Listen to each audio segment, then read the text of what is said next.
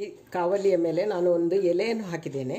ಇವಾಗ ಈ ಎಲೆ ಸ್ವಲ್ಪ ಬಿಸಿ ಆಯಿತು. ಇದರಲ್ಲಿ ನಾನು ಇದೇ ಒಂದು ಟಿಪ್ಸನ್ನು ನೀವು ಫಾಲೋ ಮಾಡಬೇಕು.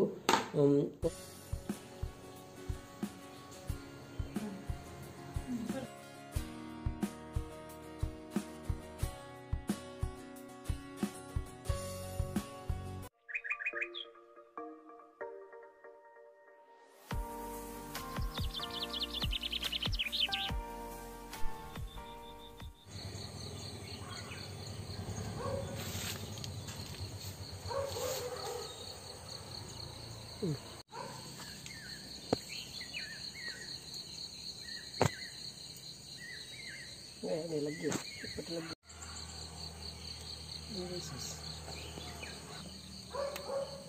Olha, tem um aire.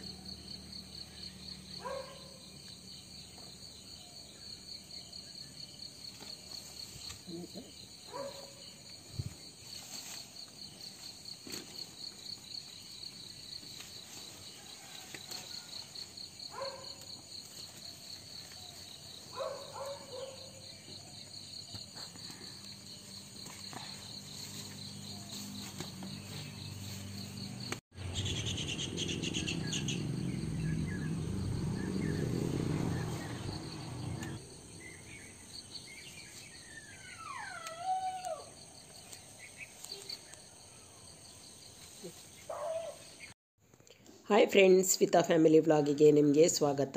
Friends, ಇವತ್ತು ನಮ್ಮ ನೊವೇನಾ ಪ್ರೇಯರ್ನ 2ನೇ ದಿನ. ಬೆಳಿಗ್ಗೆ ಟೀ ಎಲ್ಲ ಕುಡ್ದಾದ್ಮೇಲೆ ಸ್ವಲ್ಪ ಹೂವನ್ನು ಕೊಯ್ದು ಇವಾಗ ನಾವು ಮಾತೆ ಮರಿಯಮ್ಮನವರ ಪ್ರತಿಮೆಗೆ ಇಡ್ತಾ ಇದ್ದೇವೆ. ಅದೇ ರೀತಿ ಹೂವನ್ನೆಲ್ಲ ಇಟ್ಟಾದಮೇಲೆ ಸ್ವಲ್ಪ ಪ್ರೇಯರ್ ಮಾಡಿಕೊಂಡು ಮನ್ವಿತಳಿಗೆ ಇವತ್ತು ರಜೆ ಇದ್ದ ಕಾರಣ ಅವಳಿಗೆ ಪೂಜೆಗೆ ಹೋಗಲಿಕ್ಕಿತ್ತು. ಆದ ಕಾರಣ ಅವಳು ಕೂಡ ಇವಾಗ ಹೂವನ್ನೆಲ್ಲ ಜೋಡಿಸಿಕೊಳ್ತಾ ಇದ್ದಾಳೆ. ನಿನ್ನೆ ನಾವು ಈವ್ನಿಂಗ್ಗೆ ಹೋಗಿ ಹೂವನ್ನೆಲ್ಲ ತಂದಿದ್ದೆವು. ನೋಡಿ, ಇವಾಗ ಮನ್ವಿತಾ ಇಲ್ಲಿ ಹೂವನ್ನೆಲ್ಲ ಒಂದು ಬಾಸ್ಕೆಟಲ್ಲಿ ಹಾಕ್ತಾ ಇದ್ದಾಳೆ. ಇದು ಅವಳದ್ದು ಹೂವನ್ನು ಕೊಂಡೋಗುವ ಬಾಸ್ಕೆಟ್. ತುಂಬ ವರ್ಷಗಳಾದವು ನಾವಿದನ್ನು ತಗೊಂಡು. ಅವಳು ಚಿಕ್ಕದಿರುವಾಗಲೇ ನಾವು ತಗೊಂಡಿದ್ದೆವು. ಅವಳಿಗೆ ಈ ಥರದ ಬಾಸ್ಕೆಟ್ ಅಂದರೆ ತುಂಬ ಇಷ್ಟ. ಅದರಲ್ಲಿ ಇವಾಗ ಅವಳು ಹೂವನ್ನೆಲ್ಲ ಜೋಡಿಸ್ಕೊಳ್ತಾ ಇದ್ದಾಳೆ.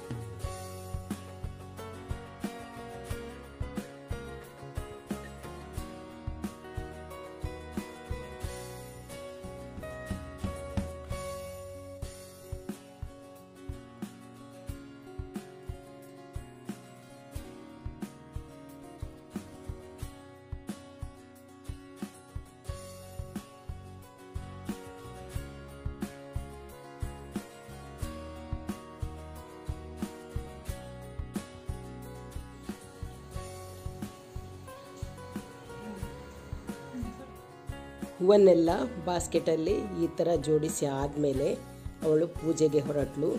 ಪೂಜೆಗೆ ಹೊರಟಾದಮೇಲೆ ಅವಳು ಕೂಡ ಮಾತೆ ಮರಿಯಮ್ಮನವರ ಪ್ರತಿಮೆಗೆ ಹೂವನ್ನಿಟ್ಟು ಸ್ವಲ್ಪ ಪ್ರೇಯರ್ ಮಾಡಿ ಅವಳು ಹೂವಿನ ಬಾಸ್ಕೆಟನ್ನು ಹಿಡ್ಕೊಂಡು ಪೂಜೆಗೆ ಹೊರಟಳು.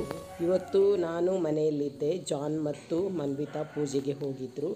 ಹಾಗೆ ಯಾರಾದರೂ ಒಬ್ಬರು ಮನೆಯಲ್ಲಿರಬೇಕಾಗ್ತದೆ. ಆದ ಕಾರಣ ಇವತ್ತು ಜಾನ್ ಮತ್ತು ಮನ್ವಿತಾ ಪೂಜೆಗೆ ಹೋಗಿ ಬಂದರು. ಇವತ್ತು ನಮಗೆ ಸ್ವಲ್ಪ ಜಾಸ್ತಿನೇ ಹೂಗಳು ಸಿಕ್ಕಿದವು. ಯಾಕೆಂದರೆ ನಮ್ಮ ದಾಸವಾಳದ ಗಿಡದಲ್ಲಿ ಕೂಡ ಇವತ್ತು ತುಂಬಾ ದಾಸವಾಳ ಹೂಗಳು ಹರಳಿದ್ದವು. ನೋಡಿ ಯಾವ ಥರ ಇಟ್ಟಿದ್ದೇವೆ ನೋಡಿ, ತುಂಬ ಚೆನ್ನಾಗಿ ಕಾಣಿಸ್ತಾ ಇದೆ ಅಲ್ವಾ.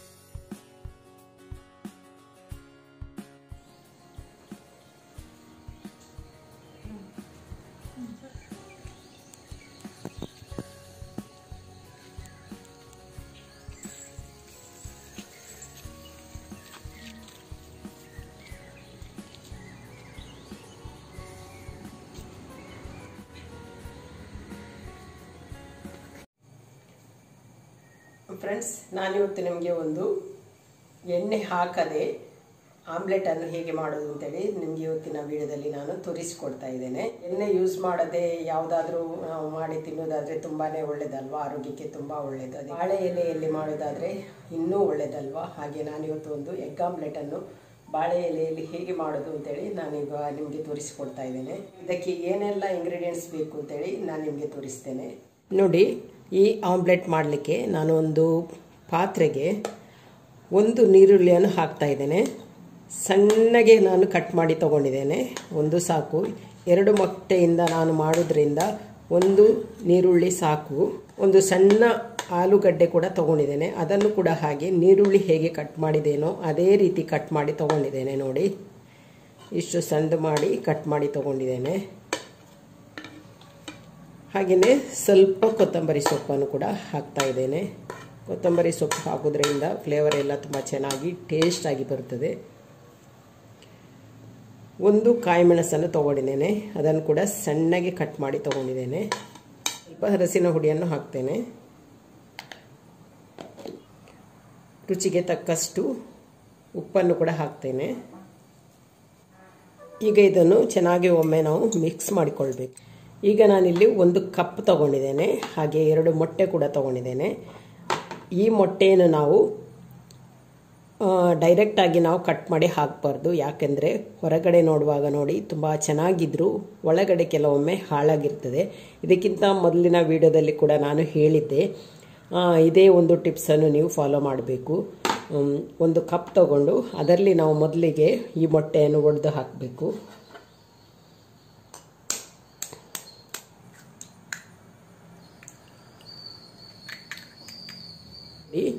ಇದು ಮೊಟ್ಟೆ ತುಂಬ ಚೆನ್ನಾಗಿದೆ.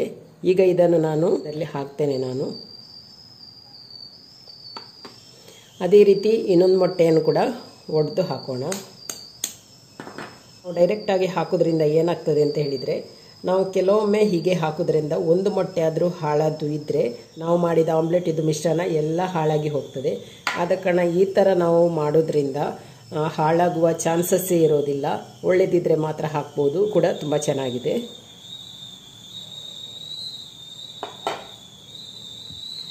ಇದನ್ನು ಚೆನ್ನಾಗಿ ಒಮ್ಮೆ ಮಿಕ್ಸ್ ಮಾಡೋಣ.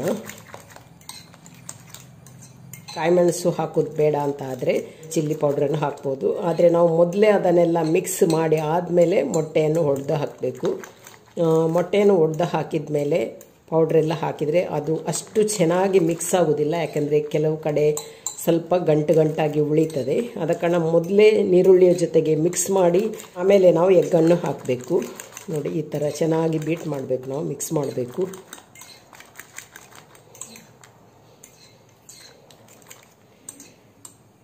ಆಲೂಗಡ್ಡೆ ಆಪ್ಷನಲ್, ಬೇಕಿದ್ರೆ ಹಾಕ್ಬೋದು, ಇಲ್ಲಾಂದರೆ ಟೊಮೆಟೊ ಕೂಡ ಕೆಲವರು ಕಟ್ ಮಾಡಿ ಹಾಕ್ತಾರೆ. ನನಗೆ ಟೊಮೆಟೊ ಬೇಡ ಅಂತಾಯಿತು, ಆದ ಕಾರಣ ಸಣ್ಣ ಆಲೂಗಡ್ಡೆಯನ್ನು ನಾನು ಸಣ್ಣಗೆ ನೀರುಳ್ಳಿ ಹಾಗೆ ಕಟ್ ಮಾಡಿ ಹಾಕಿದ್ದೇನೆ. ನೋಡಿ, ಈಗ ಎಗ್ ಮಿಶ್ರಣ ರೆಡಿ ಆಯಿತು. ನೋಡಿ, ನಾನೀಗ ಒಂದು ತವವನ್ನು ಬಿಸಿ ಮಾಡಲಿಕ್ಕೆ ಇಟ್ಟಿದ್ದೇನೆ. ನೀವು ದೋಸೆ ಮಾಡುವ ಕಾವಲಿ ಯಾವುದನ್ನು ಕೂಡ ತಗೊಳ್ಬೋದು. ಈ ತವಕ್ಕೆ ನಾನು ಸ್ವಲ್ಪ ಎಣ್ಣೆಯನ್ನು ಹಾಕ್ಕೊಳ್ತಾ ಇದ್ದೇನೆ, ಯಾಕೆಂದರೆ ನಾವು ಆಮ್ಲೆಟ್ ಮಾಡುವಾಗ ಎಣ್ಣೆಯನ್ನು ಏನು ಹಾಕಲಿಕ್ಕಿಲ್ಲ. ಮೊದಲೇ ನಾವು ತವಕ್ಕೆ ಸ್ವಲ್ಪ ಎಣ್ಣೆಯನ್ನು ಹಾಕಿ ಈ ಥರ ಎಲ್ಲ ಕಡೆ ನಾವು ಸ್ಪ್ರೆಡ್ ಮಾಡಿಕೊಳ್ಬೇಕು. ನೋಡಿ, ಇಡೀ ಕಾವಲಿಗೆ ನಾವು ಇದನ್ನು ಸ್ಪ್ರೆಡ್ ಮಾಡಿಕೊಳ್ಬೇಕು. ನಾವು ಫ್ಲೇಮನ್ನು ಸ್ವಲ್ಪ ಸ್ಲೋ ಆಗಿಟ್ಟು ಇದನ್ನು ಮಾಡಬೇಕಾಗ್ತದೆ. ನೋಡಿ, ಇವಾಗ ಕಾವಲಿ ಬಿಸಿಯಾಗ್ತಾ ಬಂತು. ಇದರಲ್ಲಿ ನಾನು ಒಂದು ಎಲೆಯನ್ನು ಹಾಕ್ಕೊಳ್ತಾ ಇದ್ದೇನೆ. ಎಲೆ ಸ್ವಲ್ಪ ಬಿಸಿ ಆದರೆ ಸಾಕು. ಇವಾಗ ಈ ಎಲೆ ಸ್ವಲ್ಪ ಬಿಸಿ ಆಯಿತು, ಇದರಲ್ಲಿ ನಾನು ಎಗ್ ಮಸಾಲವನ್ನು ಹಾಕ್ತೇನೆ. ಫ್ಲೇಮ್ ಮಾತ್ರ ತುಂಬ ಸ್ಲೋ ಆಗಿರಬೇಕು.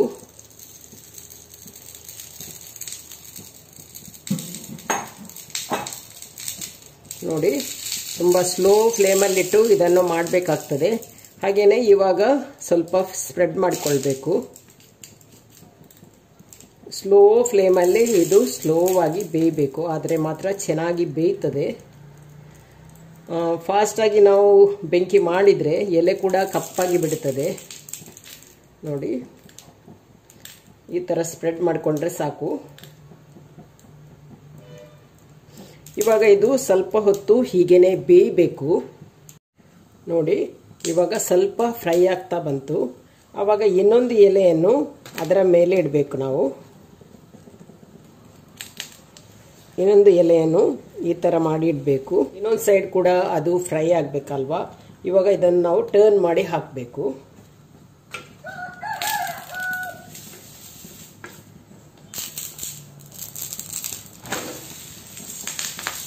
ನೋಡಿ,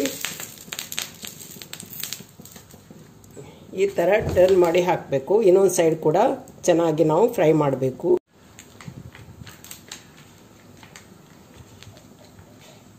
ಈಗ ಇನ್ನೊಂದು ಸೈಡ್ ಕೂಡ ಅದೇ ರೀತಿ ಫ್ರೈ ಮಾಡಿಕೊಳ್ಬೇಕು. ಇಲ್ಲಿ ನಾನು ಮಾಡಿದ್ದು ಏನಾಗಿದೆ ಅಂದರೆ ಸ್ವಲ್ಪ ದಪ್ಪವಾಗಿದೆ. ದಪ್ಪವಾದ ಕಾರಣ ಸ್ವಲ್ಪ ಟೈಮ್ ತಗೊಂಡಿತ್ತು. ಸ್ವಲ್ಪ ಟೈಮ್ ತಗೊಳ್ಳುವಾಗ ಇಲ್ಲಿ ಸ್ವಲ್ಪ ಎಲೆ ಕೂಡ ಜಾಸ್ತಿ ಫ್ರೈ ಆಗ್ತದೆ. ನಾನಿಲ್ಲಿ 2 ಎಗ್ ಹಾಕಿ ಮಾಡಿದ ಕಾರಣ, 2 ಮೊಟ್ಟೆ ಹಾಕಿ ಮಾಡಿದ ಕಾರಣ ಸ್ವಲ್ಪ ದಪ್ಪ ಜಾಸ್ತಿ ಆಯಿತು. ನಾನೀಗ ಒಂದು ಮಾಡೋದ್ರ ಬದಲು 2 ಆಮ್ಲೆಟನ್ನು ಮಾಡ್ತಿದ್ರೆ ತುಂಬ ಚೆನ್ನಾಗಿ ಬರ್ತಿತ್ತು. ತೆಳುವಾಗಿ ಮಾಡಿದರೆ ಬೇಗನೆ ಬೇಯ್ತದೆ ಕೂಡ. ಅದೇ ರೀತಿ ಈ ಥರ ಎಲೆ ಕೂಡ ಸ್ವಲ್ಪ ಜಾಸ್ತಿ ಫ್ರೈ ಆಗೋದಿಲ್ಲ. ಆದರೂ ಕೂಡ ಚೆನ್ನಾಗಿ ಬಂದಿದೆ. ಸ್ವಲ್ಪ ಜಾಸ್ತಿ ಟೈಮ್ ತಗೊಂಡಿತ್ತು ಅಷ್ಟೇ. ಆದರೆ ತುಂಬ ಒಳ್ಳೇದಲ್ವಾ. ನಾವು ಎಣ್ಣೆ ಹಾಕಿ ಮಾಡೋದಕ್ಕಿಂತ ಈ ಥರ ಎಲೆ ಇಟ್ಟು ಮಾಡಿದರೆ ಟೇಸ್ಟ್ ಕೂಡ, ಎಲೆಯ ಟೇಸ್ಟ್ ಕೂಡ ತುಂಬ ಚೆನ್ನಾಗಿ ಆಮ್ಲೆಟಿಗೆ ಬರ್ತದೆ. ನಾವು ಎಲೆಯಲ್ಲಿ ಊಟ ಎಲ್ಲ ಮಾಡಿದರೆ ಆರೋಗ್ಯಕ್ಕೆ ಎಷ್ಟು ಒಳ್ಳೆಯದು, ಅದೇ ರೀತಿ ಈ ಥರ ನಾವು ಎಲೆಯಲ್ಲಿ ಏನಾದರೂ ಮಾಡಿದರೆ ಕೂಡ ತುಂಬಾ ಒಳ್ಳೆಯದು. ನೋಡಿ ಫ್ರೆಂಡ್ಸ್, ಇವಾಗ ರುಚಿಯಾದ ಆಮ್ಲೆಟ್ ರೆಡಿಯಾಗಿದೆ. ಈಗ ಸಾಕು, ಇದನ್ನು ತೆಗಿತಾ ಇದ್ದೇನೆ. ಗ್ಯಾಸನ್ನು ಆಫ್ ಮಾಡ್ತಾ ಇದ್ದೇನೆ.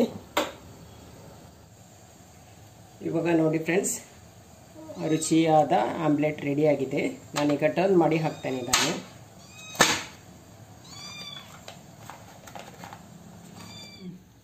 ಎಷ್ಟು ಚೆನ್ನಾಗಿ ಬಂದಿದೆ ನೋಡಿ. ಒಂಚೂರು ಕೂಡ ಎಣ್ಣೆ ಹಾಕದೆ ತುಂಬ ಚೆನ್ನಾಗಿ ಬಂದಿದೆ. ಇವಾಗ ನಾನು ಕಟ್ ಮಾಡ್ತೇನೆ ಇದನ್ನು. ಹಾಗೆಯೇ ನಾವು ಸ್ಲೋ ಫ್ಲೇಮಲ್ಲಿ ಇದನ್ನು ಮಾಡಿದಲ್ಲ, ಇದು ಆಲೂಗಡ್ಡೆ ಎಲ್ಲ ಚೆನ್ನಾಗಿ ಬೆಂದಿದೆ. ಹಾಗೆಯೇ ಇದನ್ನು ನಾನು 2 ಭಾಗವಾಗಿ ಮಾಡ್ತಿದ್ರೆ ಬೇಗನೆ ಆಗಿಬಿಡ್ತಿತ್ತು. ಇದು ಸ್ವಲ್ಪ ದಪ್ಪವಾಗಿದೆ. ಒಂದೊಂದು ಮೊಟ್ಟೆ ಹಾಕಿ ಸ್ವಲ್ಪ ಸ್ವಲ್ಪ ನಮಗೆ ಈರುಳ್ಳಿ, ಪೊಟೆಟೊ, ಇನ್ನು ಯಾವುದು ಬೇಕು ಅದನ್ನೆಲ್ಲ ಹಾಕಿ, ಒಂದು ಮೊಟ್ಟೆ ಹಾಕಿ ಕೂಡ ಮಾಡ್ಬೋದು. ಆವಾಗ ಸ್ವಲ್ಪ ತೆಳುವಾಗಿ ತುಂಬ ಚೆನ್ನಾಗಿ ಬರ್ತದೆ. ಇದು ಸ್ವಲ್ಪ ದಪ್ಪವಾಗಿದೆ, ಆದ ಕಾರಣ ಸ್ವಲ್ಪ ಜಾಸ್ತಿ ಟೈಮ್ ತಗೊಂಡಿತ್ತು. ನೋಡಿ ಫ್ರೆಂಡ್ಸ್, ಹೀಗೆ ಬಂದಿದೆ ನೋಡಿ. ತುಂಬ ಚೆನ್ನಾಗಿ ಬಂದಿದೆ.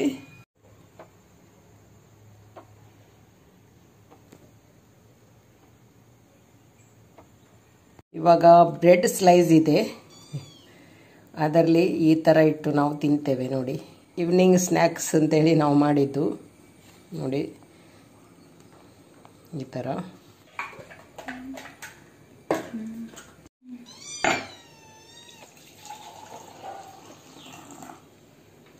ಆಮ್ಲೆಟನ್ನು ಮಾಡಿ ಆಯಿತು. ಇವಾಗ ಬ್ರೆಡ್ ಸ್ಲೈಸ್ ಇದೆ. ಬ್ರೆಡ್ ಸ್ಲೈಸಿನ ಮಿಡ್ಲಲ್ಲಿಟ್ಟು ತಿಂತಾ ಇದ್ದೇನೆ. ಚಹಾ ಕೂಡ ರೆಡಿ ಆಯಿತು ನೋಡಿ. ಬಂದ್ಬಿಟ್ಟ ಸ್ಕೂಲಿಂದ ಬಂದ್ಲಲ್ವಾ, ಬಂದಮೇಲೆ ಚಹಾ ಎಲ್ಲ ಇವಾಗ ರೆಡಿ ಆಯಿತು. ಇವಾಗ ನೋಡೋಣ ಬ್ರೆಡ್ ಜೊತೆ ಹೇಗಾಗ್ತದೆ ಅಂತೇಳಿ.